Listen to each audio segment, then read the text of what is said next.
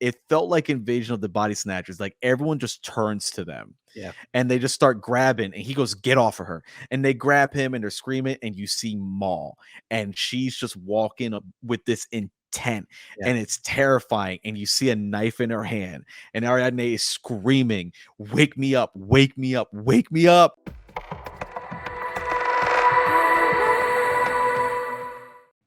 Hello, friends. I'm Anderson Marchak, And I'm Ricardo Segarra. and we are the Panel Bros. Welcome to the panel. Welcome to the panel. Okay, Oh yeah. so we are still going forward with our official breakdown of the filmography of Christopher Nolan. Oh yeah. In Nolan, we trust. Always. It's been a ride, and our most recent breakdown was The Dark Knight. We went for a little bit there. It was Yeah. it was fun to talk Yeah. about that. We had a great time talking about The Dark Knight, a movie that we both consider to be the greatest superhero movie of all time. Facts. And this movie is special because it's the follow-up to The Dark Knight. Good And Lord. everyone wanted to see what Nolan would do next. And boy, did he do something. Imagine, man. Imagine doing The Dark Knight and being like peak comic book film and then going, "What are you doing next?" And then it's this. And you're like, Yeah. how? Absolutely. So this movie was released on July 16th of 2010. Today we are talking about Inception. Oh my God. Talking about it, dreaming about it, going in limbo about it, going deeper and deeper and deeper. Again, he went from The Dark Knight, and you think after a movie like that, it's like, hey, Right. man, the director's probably got to take a break, man, after a movie that good and that just delivering every aspect, firing on all cylinders. And he was like, no, I'm coming back hard, man, and gave us a mind-bending thriller in Inception that still blows my mind today. Yeah, just such a grand scale, and we're going to go into it, how grand of a scale it was. And he brings it with another ensemble cast again, and this would just go on to be his career now, just bringing ensemble casts together to deliver something special. So having said that, let's get started here. Yeah. Okay, so we have an opening scene here that it's not really the opening scene, but you know Nolan, he likes to Non-linear he likes to storytelling, my chop boy. up his movie a little bit. But we see Cobb, the character of Cobb, washed up on the shore, and he sees two children, and then he passes out. And then we see an older Ken Watanabe as Saito. Yes. And they're sitting at a table. Leo's eating this mush. We have no idea what's happening at this point. Nope. We see a top spinning, and Saito just, it belonged to a man I met in a half dream. So we got a little foundation here in the opening scene. We're just like, well, what's happening here? Then we shift. We see younger Saito and Cobb explaining some ideas to Saito. Arthur is present as his partner. By the way, we can't skip over the fact Cobb is Leonardo DiCaprio. Leonardo DiCaprio. Yeah.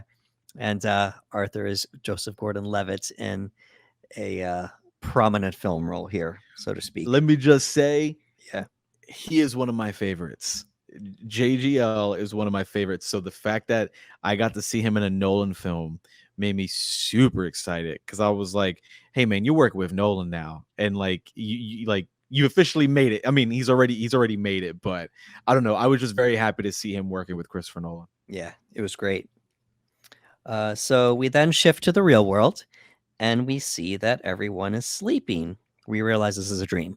Yeah. So we eventually meet Mal, played by Marion Cotillard, and she has a little conversation with Cobb. She says, if I jumped, would I live? So a little foreshadowing. Mm-hmm. And then, plot moves along a little bit. Saito and Mal are working together now, so to speak. Mal shoots Arthur in the leg, and it's like, oh no, well, if he dies, he would wake up. That's what we find out here. We're not going to do the old trope of if you die in the dream, you'll die in real life. Yeah, it let you know right away how vicious she was, because she pulled the gun out, and Cobb is like, "Ah, go ahead. Like if you shoot him, he's just gonna wake up." And she goes, "Oh yeah, like he would only wake up if I killed him, but what about pain?" And she shoots him in the leg. Yeah. And like for whatever reason, again, what I liked about this movie was that you relate to some of it. Like when you're having a dream and you get hurt, even sometimes that you can decipher the dream, that pain still registers. Right. And it's so crazy how the mind works like that. So for her to be like, "Oh yeah, you're right, like killing him would just wake him up, but what about pain?" And she shoots him in the leg, and I was like, "Oh, this stinks." Yeah. So to relieve him of his pain, Cobb shoots Arthur, and then that wakes him up. Bam, Yeah. right in the head. So as things are falling apart in the real world, things start falling apart in the dream. Yeah. And we see the first time somebody gets a kick in the dream, or excuse me, in the movie, and you see Leo just go back, slow motion, falls in the tub, and then we're assuming that this is probably going to wake him up because he's not waking up. And then within the dream world, we just see water just coming Bro, in from every side. this whole sequence of being in the dream and watching the dream atmosphere be affected by the outside world with the shaking, the vibrations, and then when you start seeing all the water come in, I Yeah. was like, man, and it's all practical. Like they're just filling a room with tons and tons of gallons of water and whatnot, and you see the character there. And I don't know, just the visual of everything was just so epic. And we're only in like the first 10 minutes, Yeah. and we're already just seeing like epicness of this proportion. It's really cool. It's our first amazing visual in the movie, and it won't stop from there. We're going to Nope. continue getting some amazing visuals. We start getting some explaining of the rules, but without we get the rules, but without an explanation here. Give him the Yeah. kick, and we're like, what's that mean? And if I kill him, will he wake up? Yes or no? So we're getting little breadcrumbs right now. Then, in the real world, the mob eventually comes crashing in, and we're hearing this opera music play. That's why when we get the reveal that this is a dream as well. We're a dream within a dream. Dream within a dream.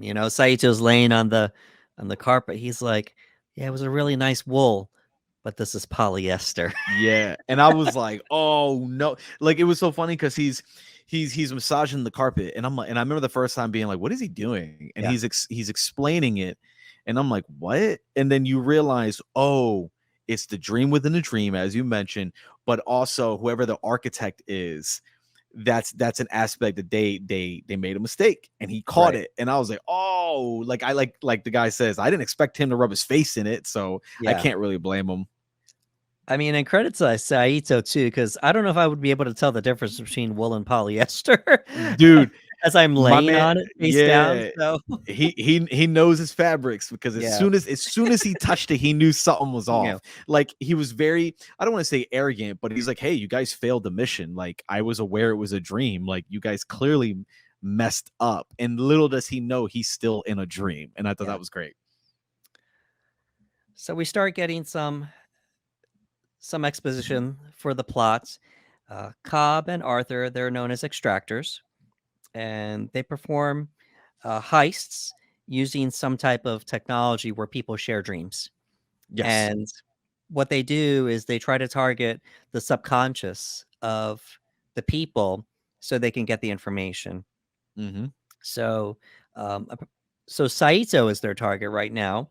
Obviously, they fail, but he is impressed with Cobb's ability to do the dream within a dream thing. So Mm-hmm. we're living in a world here where this science fiction technology, it's normal. Yeah, it just exists. Yeah, no Like, one's like going, "Oh my gosh, how can you do this?" It's like, no, this is just no, the way it is. yeah, it just exists. He offers to hire Cobb so he can extract some idea from someone else. And the person's name is Robert, played by Cillian Murphy. And he's the son of Saito's main competitor, Maurice Fisher. And they want to do the idea of dissolving the father's company, basically getting rid of Saito's competition. Yeah. And while they're discussing it, they're telling Saito this is impossible. And we have the infamous line, one of the infamous lines in the movie. JGL tells him, "If I tell you not to think about elephants, what do you think about?" Elephants. Elephants. Yep. You And can't implant an idea. You always know the source of the you'll idea. know that somebody else gave you the idea. So I thought that was really cool. And it was true because I was like, well, why couldn't you do that? And Right. then when he said it, like as simple as that, like if I say, don't think about elephants, what do you think about? It's like elephants. And it's like, oh, because like you said, like if someone comes up with an idea or even leads you there, you'll always have an idea of remembering that breadcrumbs, how'd you got there. And I was like, oh yeah. Saito promises to clear Cobb's name. Yeah. He has a criminal record in the United States, and he is not allowed to see his children right now.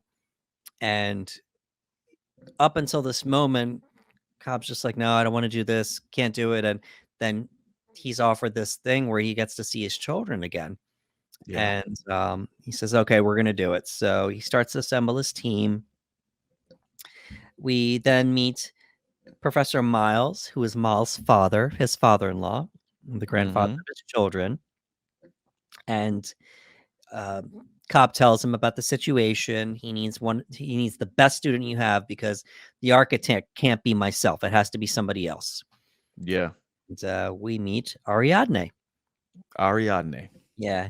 I like the introduction because he keeps asking her to draw the maze, Yeah. and he's like, "I need a maze that can be solved in a minute or longer," and he keeps solving it within a few seconds, and then she just it was a really nice, choice that, Ariadne did here. Instead of the notebook, just write on the back and then did Yep. the circle maze. It's like, "No, you're not gonna get through this one. We don't need any more paper. It's just gonna Yeah, happen." it So, it it it it was so interesting because I feel like we saw a lot of artwork coming out for the movie and whatnot, and the first few mazes that she drew were very traditional mazes. It was, yeah, very just like a rectangular shape and whatnot, and at the end, she did the circle, and I was just looking at it instantly, you knew that that was a very, very tricky maze, so I was like, "Oh, that's it. That's the one." Because she was getting annoyed. She was getting very you could tell she was just because he was being quick with it. "You gotta do better than that. You gotta do better than that." She was like, yeah, "Okay, I got something for you.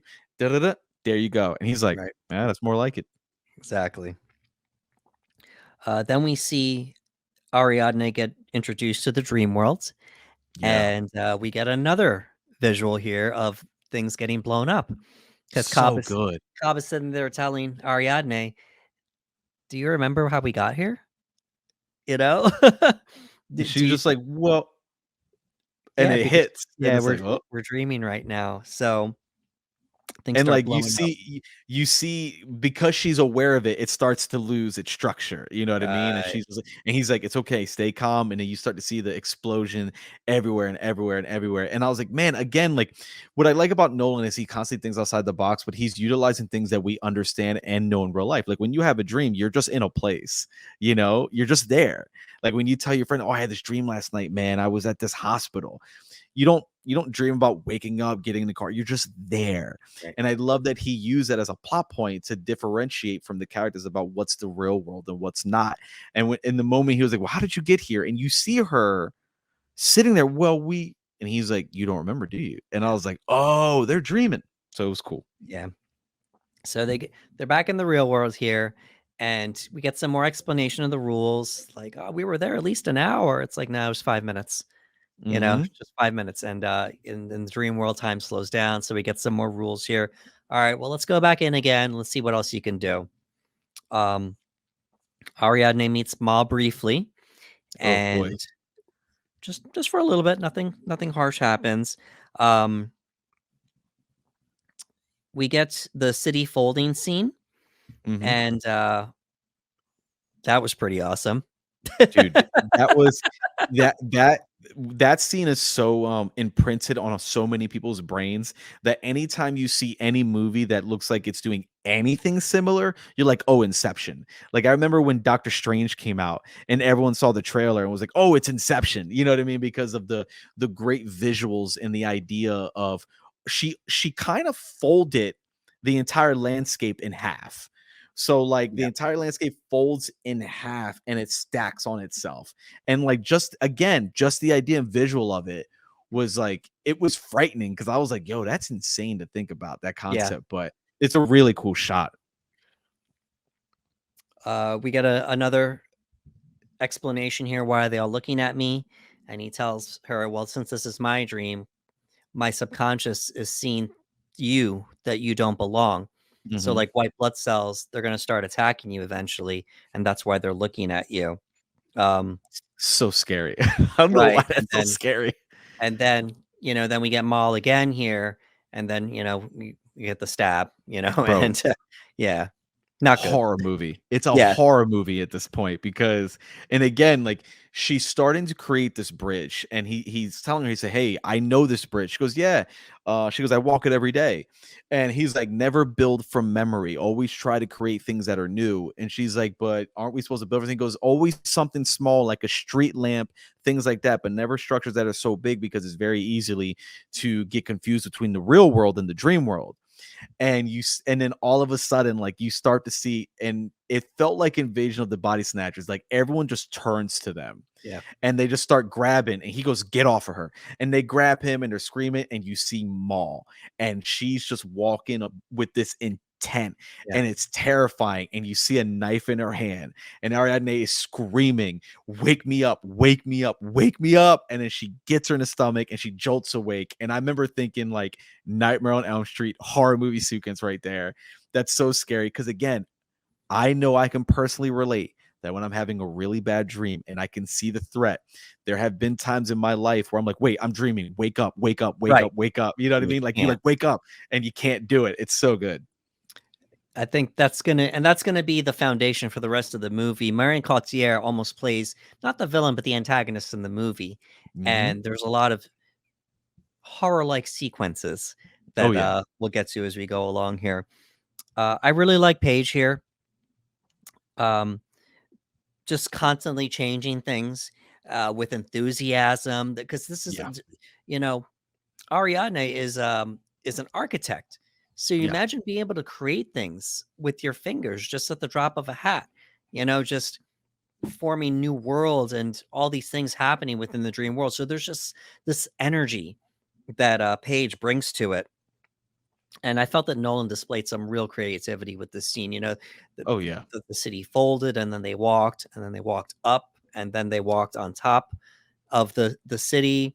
And then there was a scene with the mirror, and Ariadne is grabbing it like a door, and everything shatters. And then there's this new street. It was just really cool and engaging.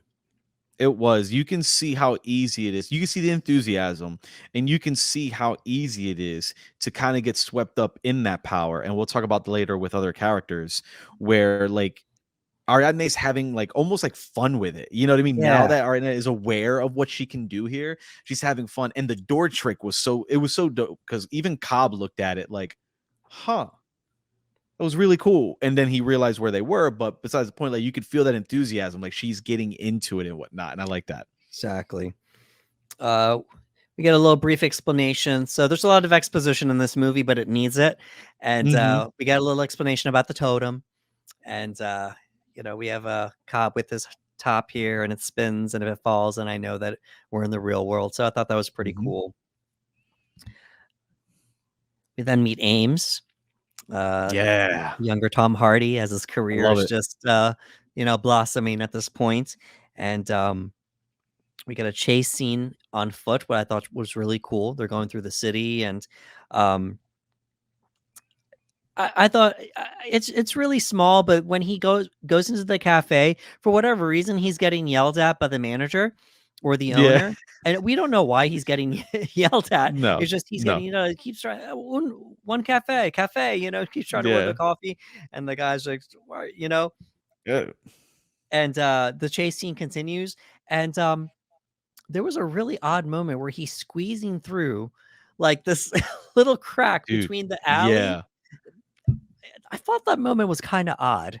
It felt like the loading time that you have in video games where they go through those very small like cracks Yeah, to there get we to go. the Yeah, outside. yeah, good. I was Good like, are we good I was like, catch. are we I was like, are we just loading the next space right now? I was like, that's Right. very interesting. Really claustrophobic, but I guess to add tension to the scene, is he gonna get away from everybody? Yeah. So we get some more moments of teaching Ariadne the rules, since she's the newcomer to all of this, and Mhm. she's with Arthur. just some more nice visuals here. We get the Penrose steps, the infinite staircase, and then we find out Maul is dead. Yeah. And these are just projections, because she's asking, oh, when did they break up? It's like, oh, they didn't really get divorced.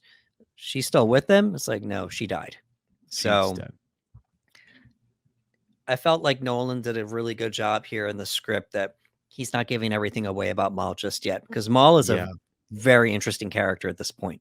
She's Hmm. only popping in little by little, and he's letting us know little by little more of the story, so to speak. A lot of mystery. Nolan's great with mystery, obviously. Yeah, yeah, I love that. Like, we really don't find out 100% till like almost the third act of the movie, like Right. what's up with Maul, and I like that.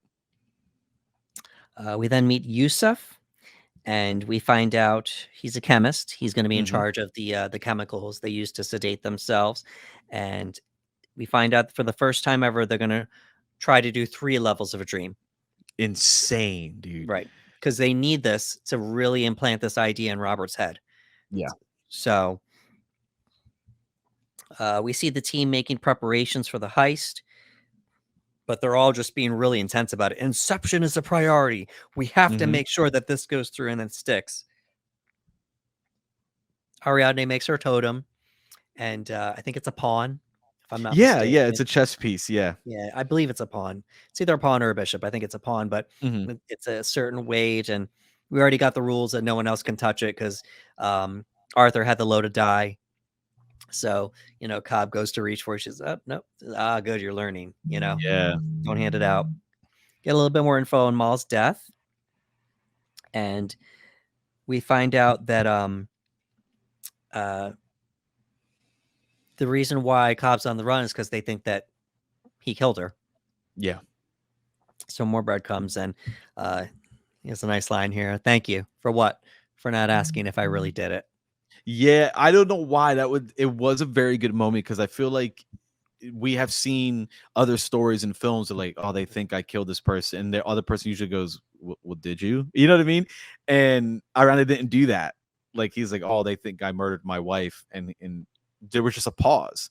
And I Right. love that he says, thank you for not asking me if I did it. And I thought, yeah, that was a really cool moment. So we have our team here, but the main person that we keep focusing on is Ariadne, because Hmm. she needs to design the dreams themselves. She needs to be the architect.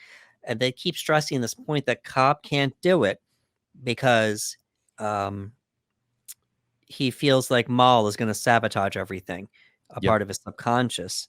And it's bad though because no one else knows about this. Only Hmm. Ariadne. She was able Yeah. to pull it out of Cobb, and for whatever reason, Cobb trusts her. Yeah. So Yeah. She's very wise because she figures a lot of things out. yeah, And like you said, nobody else knows, but she can tell that Maul is dangerous and correct. gets more powerful the deeper they get. And again, he can't know everything because if he knows the details, then his subconscious projection of Maul knows the details, and that's just not good. Right. So in the real world, Maurice, the father of Robert, he dies, and they come up with a way to get this inception him, so to speak. Um, they get this idea to do it, but because of a 10-hour flight. Yeah. And Saito buys the airline so they can get Yeah. this done. We're not just going to It's buy a the really plane. good joke. It's a Yeah, really good joke. yeah. We're not going to buy the plane and the stewardesses. It's like, I just bought the airline so that would be even Yep. easier. Okay. It's such a because they're saying this and they're saying that, and he goes, "Oh, I bought the airline," and Yeah. it's like, and everyone's like, "Oh." Like Yeah. it's such a good joke because like you said, could have bought the plane, could have paid Right. the staff. He's like, no, he just bought the airline. Perhaps a throwback to when Bruce Wayne bought the hotel in Batman Begins. I don't know. Exactly, because I own the place, and I was like, Yeah, okay. yeah, yeah, yeah. So they sedate Robert into the 3-layer dream on the airplane to the United States. Um, we get some rules here again. The time on each layer is going to run slower than the next. And Yeah. in each dream, it's really interesting. They have to have the machinery, and so they can within the dream go one level deeper. Even though Yes. they're already being sedated in the real world, they have to be sedated again in the dream, even though it isn't real, so they can have that mimic going, levels down. It's a Yep. lot to take in here. Yeah. But one member needs to not be sedated so they can kick and wake them up, so they can keep coming back up through all the layers. These are the time rules for the dreams. Le Yeah. Level 1 is a week, level 2 is 6 months, and level 3 is 10 years. Yeah, dude. Like it's so mind-boggling because again, like with dreams, there have been times where we could fall asleep for 15, 20 minutes and the dream that we have can feel endless. Right, So I love that aspect. It's like, yo, the deeper you get, the longer it gets and the more dangerous it can get. And I do love the idea that they have to leave a person in each level so that way that person can kick them from that level and then right. kick them from that level. And I do like the idea that they have to put themselves down in each level because again, these are all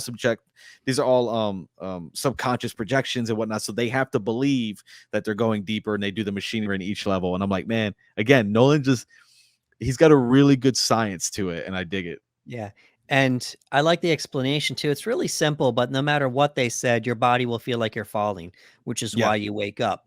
So they have to have an even greater kick though because of the sedation that they're Yep. going to Because be it's so deep. under, and we'll see what those kicks are as we go along here. We get a sequence where Ariadne learns a little bit more about Maul being in Cobb's dream, Yeah. and he keeps Maul locked away in his subconscious. But as you said, she's almost starting to take over because he won't let her go because Hmm. he's keeping her there. And um, I believe it's where Ariadne discovers the basement. Please don't go Yeah. down there. And she discovers, she starts seeing things. We don't know the story just yet, but we get a nice jump scare here where Maul looks up and you hear the jump Yeah. scare. It's What are you very what eerie. are you doing here? So um, and it's almost as if this was intentional. Maybe Marion Cotillard didn't know it, but she was like the villain in a horror movie, and everyone else Yeah. was in a thriller. That's what it feels like because she's playing it up like that type of a character. Yeah, Like the way she looks, just what she does with her eyes in this movie, and the way she looks at these characters. It's so well done, but it's eerie. It's right. uncomfortable. She's a beautiful woman, Yeah, and when she looks at you, it's terrifying. right. There's this like Very, very malicious intent. right. Very piercing eyes. Yeah. Yes, and she just peers a hole in your soul, and it's like, oh god, like you said, like she just looks at her, and I was like, oh, she's almighty, you know what I mean? So the team abducts Robert in the city on the first level. It's raining. It's raining because apparently Yusuf drank too much liquids. That's the Yeah, explanation they're giving here. yeah. It's like you had to drink this much before you went under. It's Yeah, like, yeah. yeah, They're attacked by subconscious projections within his dream. Saita is shot, and Cobb reveals that he can't die because, due to the sedatives that Yusuf used to give them the 3 levels, if they die in the dream, they die in real life. Oh, it was, no. it was so scary because I'm like, what does that mean? He goes, he won't wake up. I was like, what? Yeah. It's Well, like he not won't die, wake up. I was like, excuse me. Yeah, excuse me, let me pull yeah, that back. He'll go to limbo, yes, but they won't know when they'll lose they track won't. of reality. Yeah, And essentially it's like being brain dead because like right. you're in comatose, like you're completely shut off from the world and you're just stuck in limbo until there's nothing left, until you age and your brain becomes mush. Like it's horrifying. So Yeah, it was so interesting because Ames just goes to end it. Like Ames is like, he goes, whoa, whoa, whoa, I'm going to wake him up. right. And he's just like, you can't do that. And he's like, why not? And then like all of a sudden the panic sets in because I would have lost my mind if nobody told me. And it's like, and you just telling us this now? He goes, I didn't think that they were gonna have militarized projections in here. How did they get that? Like Right. that defense was ridiculous. And then it was just like, all right, man, they're in way deeper trouble than they had anticipated. And I was like, oh no. This is where we find out how dire of a situation Cobb is in. He's so Hmm. desperate to see his kids again, he's willing to put his team at risk. Yeah. And these are Yeah. And people he that he says it. knows. They're mad at He's him, but what are they gonna do? They're already in it. yeah. They're already in it. So we're here. We just got to be extra careful. That's Yep. the route that they're going to take. So Ames is the actor. He's impersonating Robert's godfather, Peter Browning, Hmm. and that's the person that's going to introduce the idea. So he'll dissolve the company, Yeah. and Saito will get what he wants. Cobb speaks to Ariadne, that you find out a little bit more, because it looks like Maul and Cobb, they were in limbo while Hmm. experimenting with the dream sharing, and they got to experience 50 years with each other. 50 years, Yeah, man. it was in one night, but Yeah. in the dream That world, it was 50. Yeah, right. 50 years, even it's though it lasted one night in the real world. it's so bizarre because again they were able to control it. So because they were able to control it, they got so deep in their subconscious that it feels they aged 50 years. Right. Unbelievable. The unfortunate thing is that after they woke up, Maul refused to return to reality. Yeah. And excuse me, within the dream, Maul didn't want to come back because she had Hmm. gotten so used to this. So Cobb performed an Inception on her to convince her. Yeah. So even after they woke up, though, Maul was still convinced that they were dreaming. And in order to kind of wake herself up, um, she takes her own life. Hmm. And she's thinking that if they do this, that they'll be able to go back and see their real children, not Yeah. not the children they see that she thought was a projection. Yeah. She said, "The way I'm convincing you to do this is because I'm going to frame you. If you don't do this with me, they're going to take you away, etc." Unfortunately, um, so she jumps off the building, and Cobb's like, "Well, now he has to flee Yeah. because it's she declared herself sane. She wrote this letter saying she feared for her life with her lawyer, the whole deal. So she got what she wanted, but unfortunately, it happened in real life, not in the dream world. Yep. So he has to flee the United States, leaving his children behind. I put down here about this flashback. It's pretty awesome. So much emotion is shown with them interacting and Leonardo DiCaprio narrating. Hmm. And the scream that Leo lets out when she jumps is just absolutely heartbreaking. He screams, "Maul, no!" He screams, "Jesus Christ!" He screams it Yeah. so loud. And rarely have I seen somebody go through the death of a spouse with so much emotion the way that Leo was able to convey in that one moment. Yeah, it was a terrific acting scene, Yeah. and he's trying so hard to convince her, and she's made up her mind. Like she's completely like, this isn't real. Like, come on, like we're gonna go home. Like we're gonna go. And he's trying Right. so hard. He's like, James and Philippa, they're waiting for us. And as the conversation keeps going, he starts getting more and more tense. Like his voice starts to go higher. You start to see his body. And he's like, come on, come on. And she talks about the letter that she wrote. And she's like, they're gonna take these projections that you think are your kids, you're gonna lose them anyway. Because I just wrote a letter saying that I feared for my life. So you might come see your real kids. And like you said, when she drops and he lets out that maul and he does the whole Jesus Christ, there's this guttural pain, man. Yeah. Look, it's no secret. Leo is a phenomenal actor. And Exactly. this scene hit, man. This scene hit. Yeah. And Nolan waits an awfully long time after Maul drops to pull away. He Oh doesn't yeah. show he doesn't show her hit, but he wants to convey how serious this was as she jumped off the building, and you Yeah. see her fall, and it just at the very last second we go back to Leo and he screams. So Yusuf is driving around the team on the first level. They're in a van. They get sedated to go into the second level, and it's a hotel that's dreamed by Arthur. This is his dream Mhm. now. Within this world, Cobb convinces Robert that he's been kidnapped by Browning, his godfather, Yes. and to stop this, Cobb is the person that's there to help him. I'm your Mhm. only line of defense. And what ends up happening is within this world, this is going to lead Robert into the third level, and then the third level is where we enter Robert's subconscious. Yeah. And within the third level, the team is going into a fortress in the snow. Some Alaska, Antarctica. We don't know where this is. This sequence felt like Nolan's James Bond. Yeah. Like we're in the snow, we got all the gear, a bunch of bad guys, a bunch of gunfire. I was like, this is like a James Bond movie all of a sudden. But yeah, I love this. It's one of the things I love about this movie is all the different settings we get to explore because they're Right. dream worlds, and every level was different. We went from the city, and then after the city, we got the hotel and whatnot, and then the kidnapping, and now we're in this snowy location where everyone is in white military gear, and I thought it was cool. It was really cool. Yeah, it's pretty awesome. Get to have a little bit of everything, Yeah. And while we're at the fortress, and that's where the Inception is going to be performed, because that's the Mhm. subconscious here. Unfortunately, in level 1, Yusef performs his kick too soon by driving off of a bridge, and that's Yeah. where we start the slow motion sequence of the van falling, which triggers the events in all the other dream worlds that we will start seeing. Arthur and Ames then need to decide what new kicks need to happen, and they have to synchronize it with hitting the water, so it Yeah. doesn't happen too soon or too late.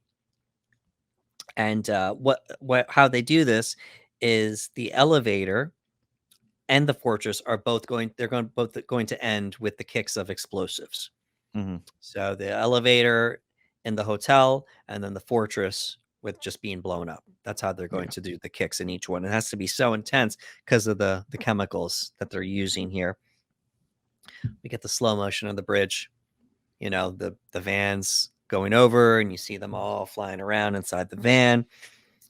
As the van is rolling, you see the hotel start to roll. Mhm.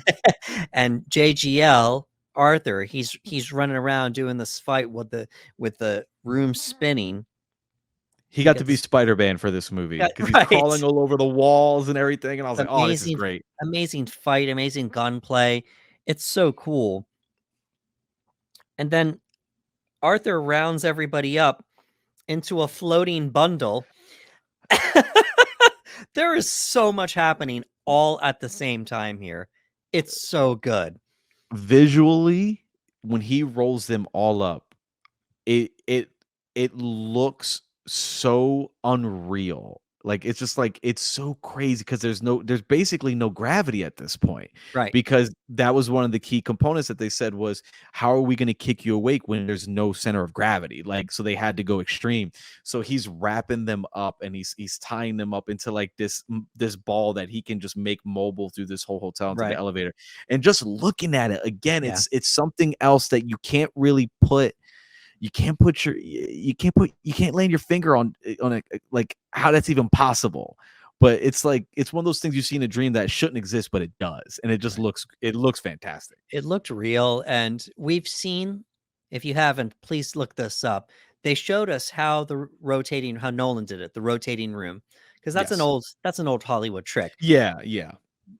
but he says he won't give it up how he did the scene with the bundle, and it looked very real. It looked It's very real, like unbelievable. It's unbelievable. such an impressive scene, but it's so cool though because all three of these things are happening at the same time. Van Yeah. is going over, the fight sequence and the rolling people up, and then the action sequence at the fortress. All of this is happening At the at the same, exact same time, and you and I keep love that cutting. they yes, I love that they keep making sure you see the van falling because, again, remember, Right. time moves differently, and the way we're watching it, we're seeing so much take place, but the van is still falling. We're Yeah. watching so much, but the van is still falling, and it keeps reminding you that time moves significantly slower in the dream world. So again, this probably is only falling from maybe like from a bridge, maybe 10 seconds worth. Like it just, Right. and the rest of the thing is just nope. It feels like minutes, feels like an hour. It's dope how that is. So within the fortress, Mal appears, and she ends up killing Robert before they can get the Inception done. And unfortunately, him and Saito are then lost in limbo because of this. Yeah. Because Saito eventually dies because he was shot in level 1. Hmm. So within level 3, he eventually dies. And we got to thank Cobb for that because they needed a quicker way because of the kick. and he was asking Ariadne, he was like, there's got to be a faster way. And she was like, okay, there is a faster way. It's through the vents or whatever. And as soon as she said that, he then knew, and then Maul made it through the vents. And I was Right. like, ah, Yep. That's a good touch there. So now Cobb and Ariadne have to rescue them in time. So Robert's inception takes place, and then Ames's kick happens within the fortress to wake everybody up from level 3. So Cobb, he kills Maul within the fortress level, but it's not the real Maul, obviously. yeah, yeah, But they go into limbo, and there's this big back and forth here, and Ariadne is just pleading with him, you need to let this go. Maul is invading all of your dreams. She's gonna, one day it's gonna go too far, and you're gonna lose yourself. You're gonna lose everybody. She's gonna end you, whether it's within these dream states or whether it's in the real world. It's time to let her go. And Ariadne ends up killing Maul within that, within limbo, and ends up waking up Robert with the kick by throwing him out the the building. yeah. Throws And him right out the building. He goes, "What are you doing?" And she goes, "I'm improvising." yeah, Shoots them all, throws him out of the building, and then he shoots awake. And it's like, okay, we're pulling from limbo. Let's keep going. yeah, exactly. And Maul doesn't immediately die. He says, "Oh no, Mm-mm. no, no! Give me a few more minutes with her," because Yeah, Cobb knows this is it. He's not going to see her yeah. anymore. So we're going to talk about Elliot Page right now. Elliot Page played Ariadne for this movie, and this was when Elliot was known as Ellen, of course. Mm-hmm. He holds the glue together in Yeah. Inception. I love the character of Ariadne. Ariadne is amazing. It's such a ridiculous concept, but Ariadne, she represents us, the viewers, Yeah. as we're watching this movie. She's the one that keeps coming up with questions to Cobb. She's the one that keeps challenging Cobb, the one that keeps presenting new ideas, and she's the one that keeps Cobb from ruining the entire plan Mm-hmm. for everyone, possibly getting everyone to go into limbo or to die, Yeah. dying. Such a well casted role Yeah. here. And there's just something about Ariadne that Cobb just trusted, the Yeah. eagerness of being a student still, I guess. And obviously his father-in-law trusted her enough. I love the character of Ariadne in this movie. And Yeah. Paige is just awesome in this role. Ariadne, like you said, because I was watching it again, and you were like, "Oh man, Ariadne is the glue," and I'm watching it, and I'm like, you're absolutely right.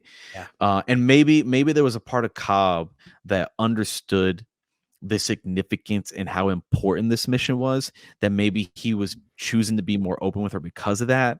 Like, all right, like he was going to be he was going to be more open with the architect than he usually is, because there's so much riding on this one. And maybe he's like, all right, maybe, or who knows, and maybe he just happened to trust her because, again, it was the greatest student in that class and he saw something. It could be a variety of reasons, but for whatever reason, he put a lot of trust in her and was like, okay, this is what's happening. And she saw it. Like, she saw through so many things before a lot of other people did, Right. because even Arthur was aware that Maul existed, but he didn't understand like how deep things really were. And Ariadne, she went down to the basement, she discovered things, and she was like, hey, like, you need to figure this out. And at the end, it's because of her that, that kick wakes up Robert, right? Is it Robert? Yeah, because she threw him Yeah, out the window. she Yeah. threw him out the building. Like, again, she's improvising. She's like, "Yo, do this, do that. You got Right. to get out. Don't let the guilt. Don't get lost in it." I'm boom, gone. Like, just she's an MVP. Yeah. Ariadne's awesome. So while Cobb continues to search for Saito in Limbo, the others, all the kicks are starting to happen. So they're all waking up. Mhm. So the fortress blows up. That's waking people up. And then the elevator crashes with the explosion that wakes people up. And then the van hits the water, waking people up. So all three kicks happen simultaneously. Um, Cobb is still looking. He does find Saito, Yeah. and Saito's older now. He reminds them of their agreement. And then we see the opening scene. Now we find out how we got here with the older Saito, reminding him of their agreement, and it's time to go home. We don't Yeah. know. Um, well, he's really old, so he's probably down there for a while in dream time. Yeah. So Yeah. He's really old. Like, again, they didn't yeah, age him up 10, 15. Like, he looks like he's in his 90s. yeah, Like, the makeup is fantastic. Like, yeah, the makeup is just fantastic. But, like, he's definitely been there at least 60 plus years. Like, yeah. it's not looking good. So thankfully, everything works out. The inception happens. We get a touching. Well, before everybody wakes up, we do get the scene with Robert meeting his father on the deathbed, and I am proud of you, son. You thought I was disappointed with you, but I'm not. And they succeed with the inception, and Yeah, he's it he's works. gonna right. He's gonna dissolve the company because now he finds out his father is proud of him, through the inception, of course. Yeah, it's not real, which is Right. it's unbelievable because again they manipulate it. They essentially manipulate it and use projections in order to convince him like, hey, like he was so worried that his father was disappointed in him for not being him, and you find out within a dream he goes, no, I'm disappointed because you tried to be like me and you didn't Right. have to be, you were better.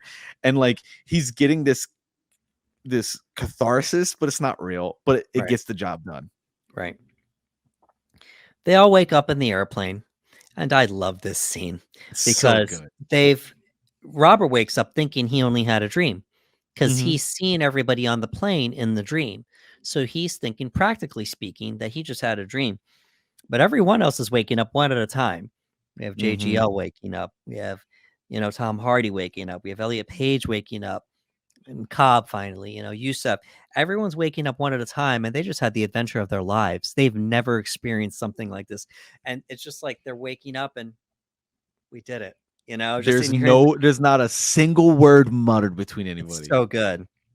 They're just looking at each other, and Zimmer with his score is just wonderful. You're hearing everything, and um, it's just so good. Uh, they get to LA, and Cobb passes the immigration checkpoint. His father-in-law is there for him, and Saito made the call on the plane, but Hmm. we don't know that if he's cleared yet. By the way, Saito's a very powerful man. That all he had to do was make a phone Yes. call to make charges go away. He made a phone call from the airline he bought. You know Yeah, what I mean? Like, and it's so great because again, there's not a single word. He wakes up, he looks at Cobb, realizes what they did, and immediately gets on his phone and makes a yeah. call, and everything goes through. Right. So he's showing his papers and they let him through. Nothing happens. Oh, we made it. So he finally gets back home. And throughout the movie, we've been seeing the two children, James and Philippa. We've been Hmm. seeing them from the back, but they never turn around. Never see And their face. and this time they finally turn around and he runs towards his children. I'm Good finally back lord. home. I know, such a heart. Yeah, yeah, yeah, It yeah. hit me so hard. Such a heartfelt scene. And he ends up spinning the totem, which was Maul's, but it's his totem, and we just see the top, and it spins and spins and spins, and then it starts wobbling, and we cut to black, Cuts a and black. So good. that's our That movie. that ending, dude, that ending, the fact that the whole movie they make it a point that he doesn't look at their faces because he doesn't want to get confused.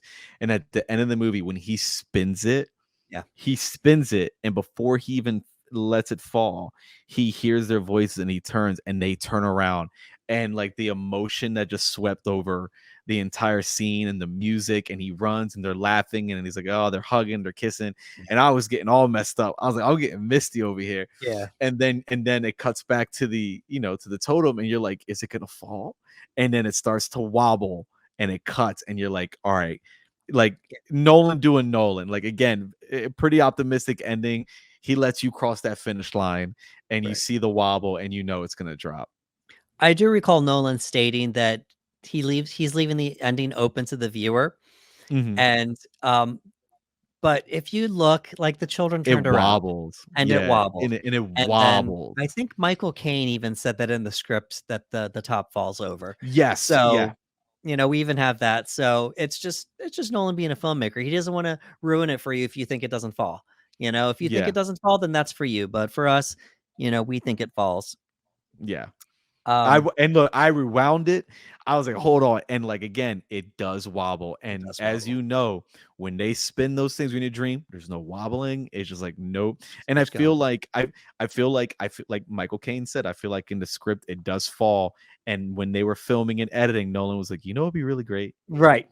Let's cut it right before. And Right. it's like that's a great filmmaker choice. That sounds like a move Nolan would absolutely do. I loved it. So coming out of the movie theater, my mind was just blown away. I wasn't alone. I just thought to myself, what did I just watch? What was going on here? Um, I immediately wanted to go see it again because of how much there was to unpack. Yeah. What were your thoughts when you saw this for the first time? I loved it, and it was one of those again, Nolan has a tendency of doing this where he makes a movie and like you said, you wanna see it again because there's so much to unpack, where I felt like it was a heavy film, but it wasn't too heavy that I didn't want more. You know what I mean? Like I was like, man, he makes these movies that are completely out of the box. He's thinking of things that are very unique, a very original story, and I was just blown away at the sheer madness of him taking something that we see as something so simple now. We dream often. We Right. understand REM sleep. And he took it and he gave it layers and depth beyond something I had never envisioned. And the idea of extracting information from a subconscious, let alone an inception of implanting. And I was like, this is why this guy's the GOAT, right? You know what I mean? Like Right. I said, this is why. Like I watched this movie just completely blown away by it.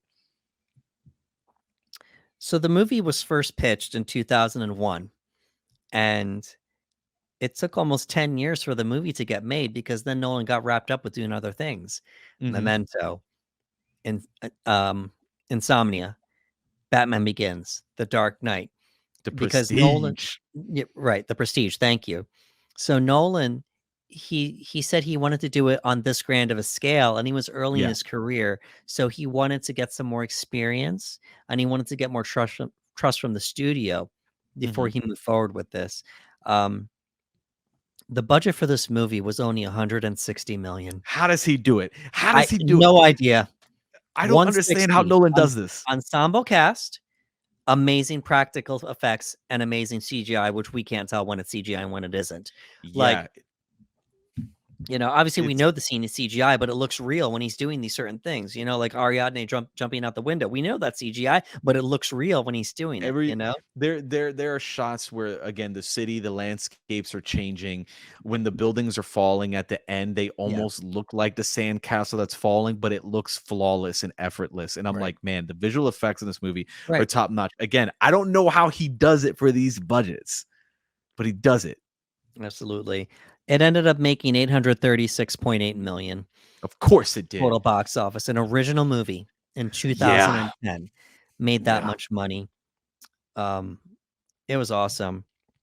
Let's talk about Oscars here. Um, Yeah. Inception was nominated for 8 Oscars, and it won 4. It won Best Cinematography, Best Sound Editing, Best Sound Mixing, and Best Visual Effects. It Dude, there it lost is. it lost 4.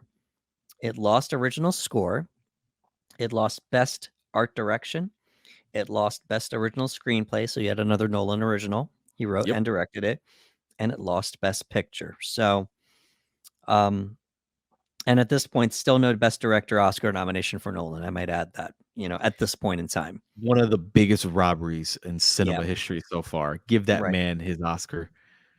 Yeah, so no nomination for Best Director.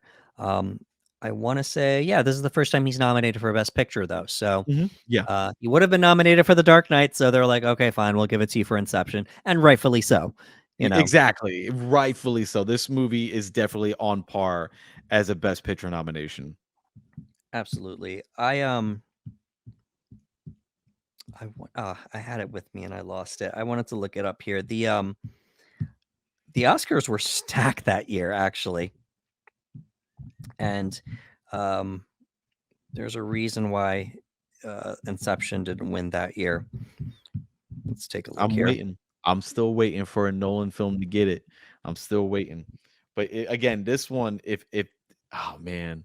I thought this was his best chance to win Best Picture at the Yeah, time. like At the time, at the time, yes, it's like, all right, at the well, he time. didn't get it for The Dark Knight. He didn't even get a nomination for The Dark Knight. Maybe this will happen this year, and unfortunately, it didn't happen. So let's just get out of the way. The King's Speech ended up winning that year. Oh Let's yeah, okay, let's look at the other nominees. okay. Black Swan, Oh, I The love that movie. Fighter, Inception, of course.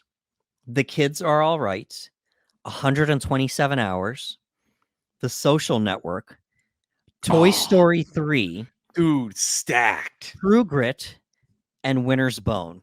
Yeah, this was stacked, dude. Yeah. That was a stacked year. Like, there's a couple in there I would have been perfectly fine if they won. You know what I mean? Yeah. Like, this was a stacked year. So, but it was really cool though because it ended up winning 4 Oscars, as did Mhm. King's Speech, which also won 4 Oscars. So it tied Cool, with King's Speech to win, that many Oscars in one night. Um, the score was awesome.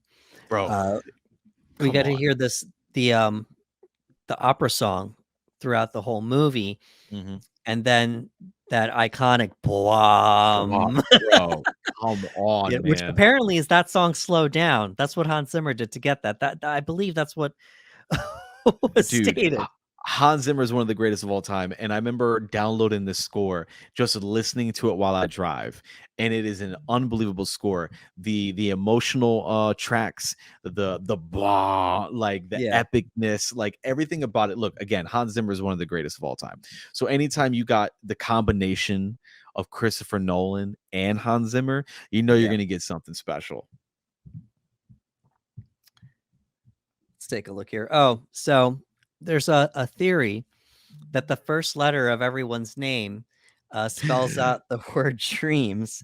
I So heard this. so if we do that, it's Dom for the D, Mhm. Robert for the R, Yep. Ames for the E, Arthur for the A, Mal for the M, and Saito for the S. Uh, Yeah. that leaves Peter, Ariadne, and Yusef, but then that spells the word pay. So if you line it all up, it says dreams pay. So there's a Dreams theory there. pay. Like, Um, dude, it's a really big coincidence, but I wouldn't put it past Nolan to put that little Easter egg there. exactly. You know, I'm like, I would not be surprised if he had a little fun with that. right? They're doing this for the money. Yep. So Dreams pay. And as a I was matter of like, fact, woo. they were yelling at Yusef for not telling them, and I said, what did he offer you? Half his share?" He said, "No, he offered me his All entire of it. share." All So of it. And again, Yusef trusted him. it was at that point that you understood how serious Cobb was. Cause again, he was like, we just have to, I just want to do whatever I can to get back to my kids. And he Yeah. was like, half a share. He's like, no, all of it. And I was like, oh wow. Yeah, money, man. Money. Let's show a little love to the cast here. So once again, another Oh yeah. ensemble cast, and Nolan's been doing it for a while now at this point, but we have Leonardo DiCaprio's Dom Cobb. I read that he's wanted to work with Leo for a long time up until then, Mhm. and he finally got him for Inception because Leo was intrigued Yeah. by the concept. We have Joseph Gordon-Levitt as Arthur, Elliot Page as Ariadne, Tom Hardy as Ames, Ken Watanabe as Saito, Dilip Rao as Yusuf, Killian Murphy as Robert Michael Fisher, Marion Cotillard as Mal Cobb. We have Tom Berenger as Peter Browning, Robert's godfather. We have Michael Caine as Professor Stephen Miles. So those are just the major roles here. I wanted to give a shout out to the Westworld fans because Tallulah Riley played the blonde, and Yeah. she's from Westworld. You would know her from there. She was in Pride and Yep. Prejudice as well. But so I wanted to give a shout out to that small role there. I've already stated this. Elliot Page is my favorite role in this whole movie. Yeah. Ariadne is just awesome. At the time, I would say I really like Joseph Gordon-Levitt as an actor, but Mhm. I I didn't really feel it too much in this movie, so to speak. It wasn't really a standout role for me. You know, Page was just killing it at the time with role after role after role. Yes. So Nolan knew what he Pa was doing when he Page casted Page.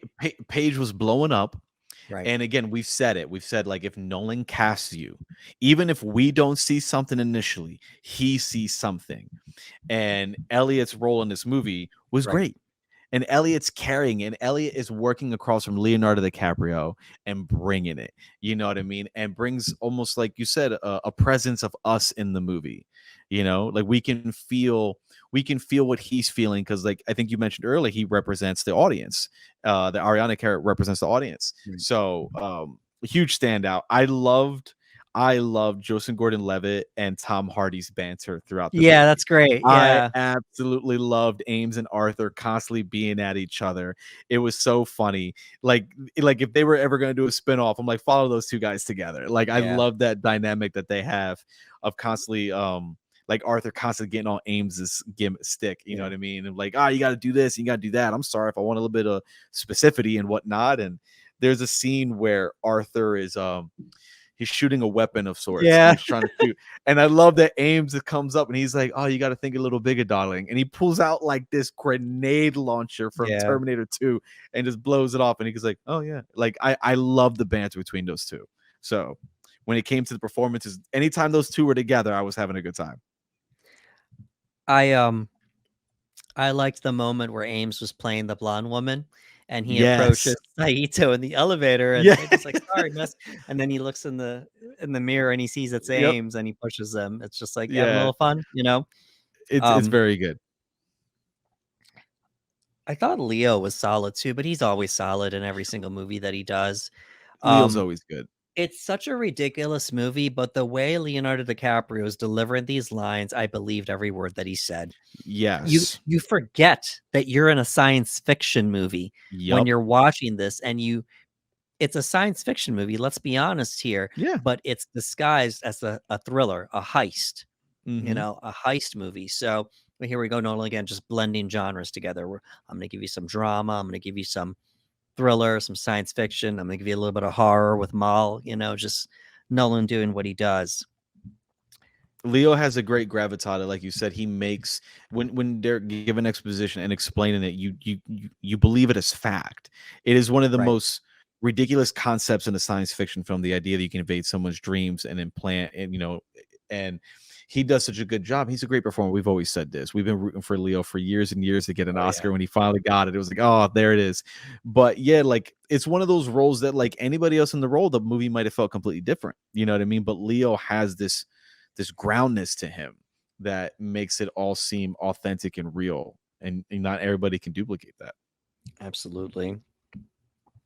I just had a couple notable lines here, nothing extensive. You already said it. When Ames, it's a funny moment. He tells Arthur, "You mustn't be afraid to dream a little bigger, darling." And he pulls It's up. so good. It's It's fun. so good. It's a lot of fun. Um, there was a little sequence between Ariadne and Arthur where she asks Mm, what's happening, and he says, "Your subconscious is looking for the dreamer, me. Quick, give me a kiss." They share a yeah, kiss. She says, "They're still looking at us." He said, "Yeah, it was worth a shot." And then we were the that's it. shot. We never address it again. She, Ariana gives a little smirk, like there's like yeah, a. you know, It's they're very and good. obviously they're the two youngest in the movie. So Yes. we had a little moment there. It was fun. I didn't see any harm there. Yeah. This is one of the lines that gets repeated throughout the movie, the riddle about the train. And Yes. I took down the one where Mal says it in completion here. You're waiting for a train that will take you far away. You know where you hope this train will take you. You can't know for sure, but it doesn't matter because you'll be together. Such an impactful line. It's so good because we hear it repeated throughout the film, and then when we finally find out the significance of it, we understand that's what Cobb was telling Maul when they were leaving the dream world and they're laying on the tracks and they're old. Like you see, they've aged. And he says it to her as a way to make sure that she understands we're leaving. So he's saying it and she's listening. He's having her repeat it. So then when she says it to him later, it's in the real world and she's saying it to him now. And he's like, no, no, no, you're not leaving. Like you will die. And it's such a powerful group of lines that when you throw together, like there's a lot of significance to it. Yeah, I like it. It was almost like it keeps coming up because he kind of used it to talk, pardon the expression, talk Maul off the ledge every time. Mm-hmm. He offers her that thing, and unfortunately, it's the last thing she said before she jumped out the building. Yep. It So was now, it was her way of being like, we're gonna wake up. Like, we Right. know where this train will take us. And he's Right. like, no. Right. And it shows when they did the kick, they lay down on the train tracks together Yes. when they did the kick in the dream. But unfortunately, she never woke up in the real world, unfortunately. But love the line. And then there's a little exchange between Saito and Cobb throughout the movie. And Saito at one point says, "So do you want to take a leap of faith or become an old man filled with regret, waiting to die alone?" Hmm. And it just says a lot about the movie, just taking a leap of faith, just Yeah. time and time again, and almost like telling us, the audience, "Come on, take a leap of faith with me, Nolan. Take a leap Yes. of faith with me and watch this movie. You're gonna you won't regret it." And obviously not for it to make as much as it made and get all this acclaim. We're gonna start wrapping things up here. Uh, I would say the one movie that Inception resembles the most is probably The Matrix. People are gonna say that it Oh, yeah. resembles The I can Matrix see that. the most because, you go to The Matrix, from jacking into the back of your head here and going to The Matrix and such, and in Inception, you're going to the dream worlds. But I read that Nolan's admitted that he lists The Matrix as somewhat of an inspiration for this. Nice. He lists The Matrix, Dark City, the Yes, it's another one. 13th Floor. So all these movies that kind of came out around the same time, and then his own movie Memento because it's playing with the time. Yeah. So so you're not wrong in saying it looked a little like any one of these movies. He listed them as his inspiration, but he wanted to do something like on a really grand scale. So, It was grand, I'll tell you that. nothing wrong with listing an inspiration. Nolan's been very, No. you know, open about his inspirations over the years and such. But it was really cool that he gave a shout out to specific movies. Um, Yeah. but I have no problem with this because you know what? It was still an original movie at the end of the It's an day. original picture. The reality is when it comes to movies in general, there's a lot of movies that take inspiration from other films, Right. whether it's certain beats or whatnot. It happens all the time. The difference is, like you said, you have to create something original from that inspiration, and Nolan did that. Like, you can say that there are similarities or inspiration from movies like The Matrix and Dark City, as he has acknowledged himself. But the Right. reality is none of those movies feel none of them feel like Inception. Like The Matrix, Inception don't feel anything like No, the same movie. They're they completely don't. different stories, completely different ideologies, completely different messages and whatnot. Can there be similarities about people going into an alternative state where they can alter the atmosphere? Of course, absolutely. But this it's totally different. And I would like to put out that sometimes people like to say that, you know, that when it comes to Nolan films, sometimes there's not those emotional beats. Like, I've heard people say that, like, Right. "Oh, there's not." I'm like, bro, I don't know how you walk out of Inception and not feel something. Like, there's a lot going on from Cobb dealing with the guilt Right. of waking up Maul in a way by using Inception, and then losing her, and then not being able to see his kids and doing everything to get back, risking the life of his team. Like, there's a lot of emotional weight in this Right. movie, and it hits me. It hits me Right. Newsflash: we have another Nolan movie where a wife and a husband have problems, and one of them loses their again. life. Yes. Again. So Nolan loves putting these marriages on the rocks, man. I don't know what's Yeah, happening. He's happily yeah, married. It's not like yeah. he has a He's problem. and that might be why, like, him as a happily married man, he understands what it would probably be like to lose something so significant. He's like, "Oh, it'd be awful. You know what? Yeah. I'll do that for the characters." There you go. So and uh and as far as inspiration goes, he does list Stanley Kubrick as probably his biggest inspiration I can with see it. the loudness of the scores that we see in his Oh, movies from Hans Zimmer. You can clearly see the Kubrick inspiration, and we'll see that come later on with one of his other movies. oh, we Uh, will. when we talk about it, we're giving you a little sneak preview in Interstellar, so we'll definitely see that again. A big rumor that was floating around at the time was because of how much money Inception made. There was a possibility that Warner Brothers wanted a sequel to this movie, and Imagine. at the time, it was like, "Oh, well, he made 800 plus million, why not?" Yeah. Obviously, Dark Knight Rises hadn't been made yet, and it was revisited again after Rises wrapped up. And I will say this, I think out of every Christopher Nolan original, I would be okay with it doesn't need it, let's be clear. Mhm. Inception does not need a sequel, No. but out of every Christopher Nolan original, I'd be okay with an Inception sequel. How do you Yeah. feel about that?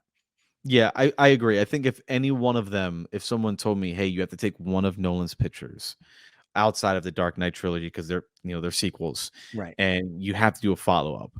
Um, Interstellar, Prestige, Insomnia, name them all. I would be like, the only one that I think could work is Inception because again, the idea of what the technology can do opens up a variety of stories. There's so many types of stories that you can tell with the idea of Inception, with the idea of extracting information, um, maybe extracting multiple pieces of information from multiple people that come together and make one specific puzzle. Like there's so many things that you can do Yeah. in that world with that technology that if they were to do it, I'd be on board. Again, take some of those team members, do a Yeah. follow-up. Why not? Like, again, I agree. I don't think it needs it. I walked away from that movie feeling complete. It was incredible.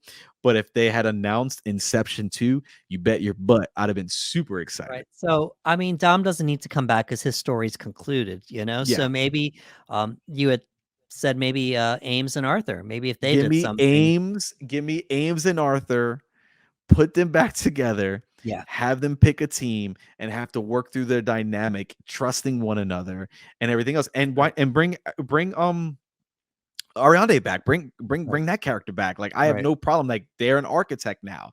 You know what I Right. mean? Like do that some I more. think, well, maybe we got that little hint with them kissing in the movie that, maybe they end up having a relationship, Could have been some foreshadowing. Could have been some in the foreshadowing. Inception world, and then they end up becoming the new Mal and Cobb, except not Oh as God. not as Oh tragic, God. Oh Well, I God. don't know, You with know, yeah. Nolan and my Yeah, he'd be like, history, you know what?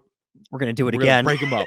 I'm like, no, don't do it again. It's like, yeah, yeah, yeah. But, Again, there's so many routes you could take yeah, with that type of technology that it would be really, really, really cool. Maybe the technology gets into the wrong hands and God knows what happens. You know what I mean? right. How do you know?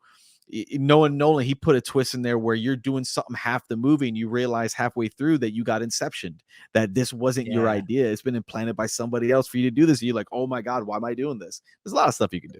yeah, absolutely. So, we're gonna give everyone some closing thoughts here. I love Inception. Yeah. I love Inception. I can not a bold statement. Um, there's a few Nolan movies that I've considered like my favorite original from time to time. Mhm. For a while, it was Memento, and rightfully so because I'd never seen anything like that before. Just the time So different. it was So different. backwards. It was a noir, some great narration from Guy Pearce and so on. But with each rewatch, Inception was the movie that I enjoyed more and more and more each time. And I look back at it as of this recording, it's June 2023. So it's been 13 years since Inception came out. And we've seen a lot of great things since then, but man, just something so remarkable in the form of an original movie um, hasn't come by too often since Inception No, happened. And no. for that, for me, this is my favorite Nolan original movie. So, Yeah, I love yeah, to hear it. yeah, it's my favorite Nolan original. So, if you could give our viewers and listeners some closing thoughts, Ricardo, please.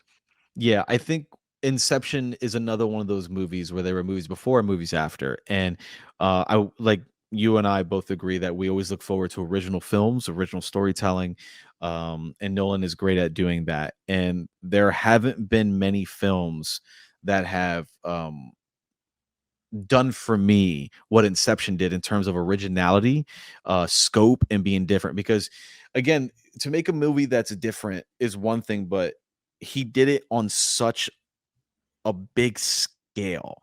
And I'm glad that he waited. I'm glad that, he had this idea for a while, and I'm glad he got the trust of the studio because then he was able to get these resources, work with a great ensemble cast, and put together something that's truly unique. And I think that movies like Inception are always going to stand the test of time because of their uniqueness. It's why a lot of times we crave that because every so often, like you'll fall into a genre, and I do it, and it doesn't mean I dislike those movies. There are a lot of movies that I like that feel very similar that I'm just like, oh, I like this. It reminds me of this movie and it reminds me of that.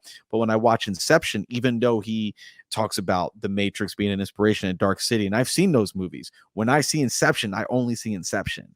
And I appreciate that years can go by, as with a lot of Nolan films, that years can go by and I can watch it again. And it's like I'm watching it for the first time and really understanding why I appreciate it so much, why I appreciate Nolan as a filmmaker so much, and his writing skills. Because again, this was a story that he wrote and directed. And it's just, when I think about that type of thing, I'm always blown away at just how talented he really is and why he's one of the best out there today. But walking away from this the first time, I was blown away by it. Walking away from it, watching it today in 2023, I'm just as blown away by it as I was the first time I saw it. I remember having friends see it and saying, "Oh, I was kind of confused. I didn't really get it." And that was before I saw it. And that made me even more excited because then I knew, oh, maybe I have to put a thinking cap on. But the movie does a really good job of giving you exposition and teaching things. And what I love about Nolan as well is that, and I mentioned this with you privately, is he doesn't treat the audience members like they're slow or dumb. He's like, I'm Yeah, going to give you as much information as you need to get by, and I trust you to get the rest. You know what I mean? And I love that about it. So Inception is absolutely one of my favorite films. It's one of my favorite Nolan films. It will stand the test of time. When you talk about movies that you can put in a vault, put you on an island on a beach, I don't see how you leave yeah, Inception off that list. That is an yeah, unbelievable movie. Fantastic cast all around.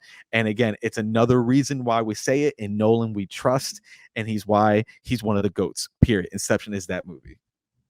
absolutely. And we see Nolan work with actors multiple times. So Mhm. at this point, he's worked with a few people a couple times. He would go on to bring Joseph Gordon-Levitt back and Tom Hardy back for Dark Knight Rises. Um, this was the second time he worked with Ken Watanabe. He's worked with Michael Caine a few times at this point. Um, he's never worked with Leonardo DiCaprio again. So, Mm-mm.